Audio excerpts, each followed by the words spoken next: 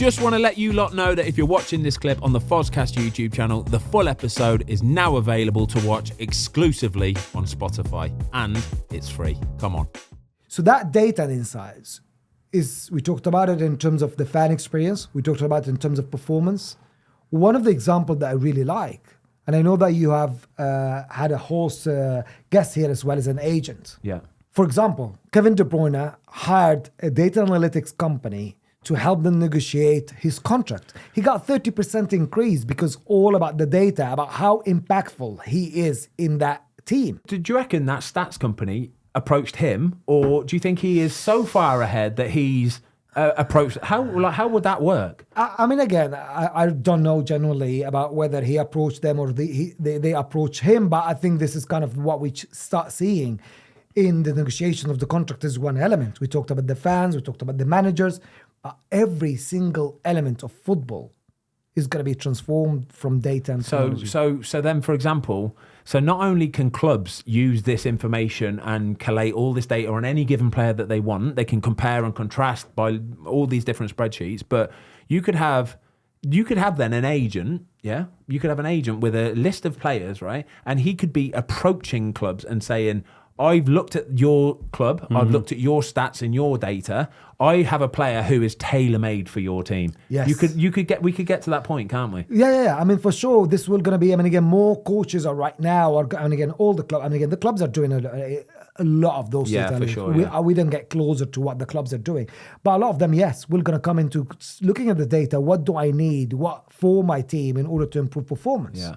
So this is kind of the sort of the Moneyball sort of scenario. Yeah, you talked about like reverse engineering it, where an agent might push a player, but then obviously from a club point of view, a club perspective, the way so sort of teams like Brighton, Brentford are famous for it. It's kind of, yeah, for sure, you've got to find out about players and you've got to find out about their temperament, what they're like as human beings, but a lot of the work that these clubs have been doing is trying to basically drill down on a spreadsheet for exactly what fits their system. And this, well, it's proven, it's working. In the Premier League today, it's working. That's got to be the future then. Yes, and can I add one element into that? You start looking at the younger kids and younger generation. There is a company that I know that is working with measuring the shot accuracy of kids. So then you're looking at 9, 8, 11, 12, and you start looking at which players that start showing same characteristics of some of the biggest or the most important player. So you not only for the kind of transfer, but from kind of even like the development of the players. And we start seeing that more and more. Because again, we know, like, and again, I'm sure you know this, is kind of player mature at certain ages. Yeah, sure. All of them are different. Sure, some of them are going to mature at age of 7, some of them at 9, and some even like kind of will peak at kind of at an older age. How would you be able to identify that? You will only be able to identify that if you got a lot of the data. Yeah. Got a lot of data about all like the average age, like the lot of 7 years old, a lot of 8 years old, and you start seeing who are trending and who are even kind of their performance are outstanding and incredible. You're talking at a granular level near for academy recruitment almost. Exactly. And then promotion from the academy to the reserves or the first team. But also, Ben, to your point about recruitment. So you look at a club and let's say Man City, it could be the width, it could be possession play based. And this is where the coaching team now, I guess the best ones, will give it to the scouting staff and say, this is exactly what we're looking for. But this is the type of player we are looking for, because we do the football film, right? Yeah. And there's accusations over the past, like Man United in the past 2 or 3 years, of they just buy players. Yeah.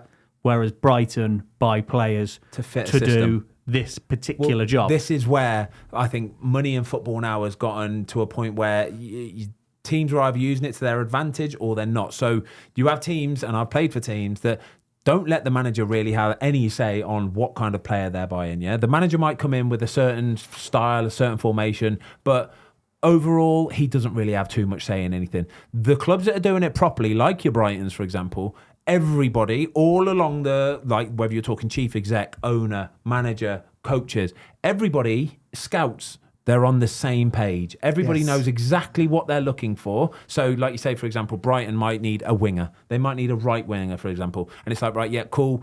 Bring me a list of right wingers that can do this, because that's what I want for my team. And then we'll all make a joint decision on Well, it. look at That's the best De Zerbi. way. If he knows that if he's going to be given a list of right wingers, Yeah. he knows that one's not going to be this style. Yeah.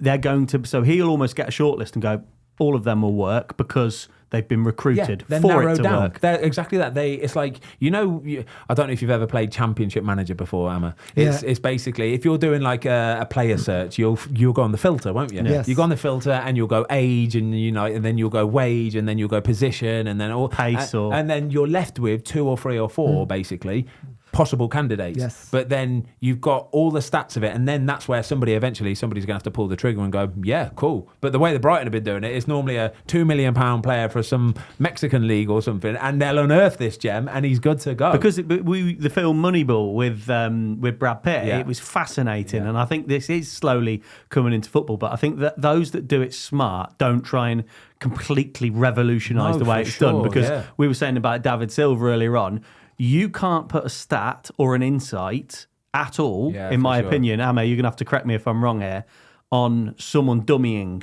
someone stepping over. Can you do stats on someone this? Just moving Someone just moving the shape of their body. Well, I mean, again, I'm not going to say about the stats, but I mean, again, looking at Haaland right now, right? Haaland is going to be breaking all the records. Yeah.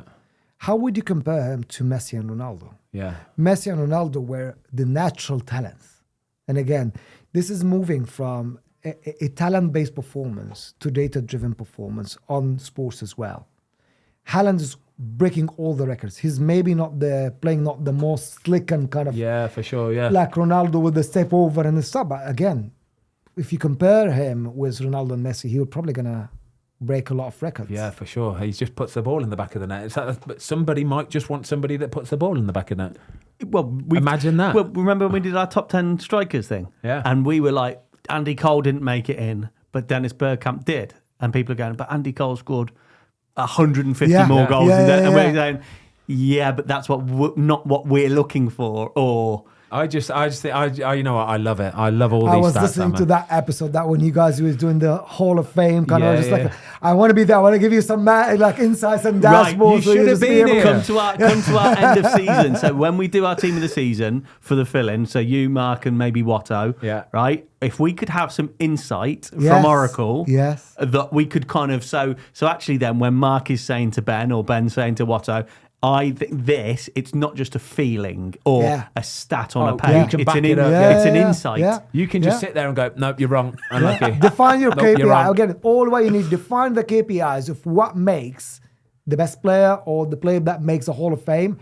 And then you just kind of seeing which one fits that criteria.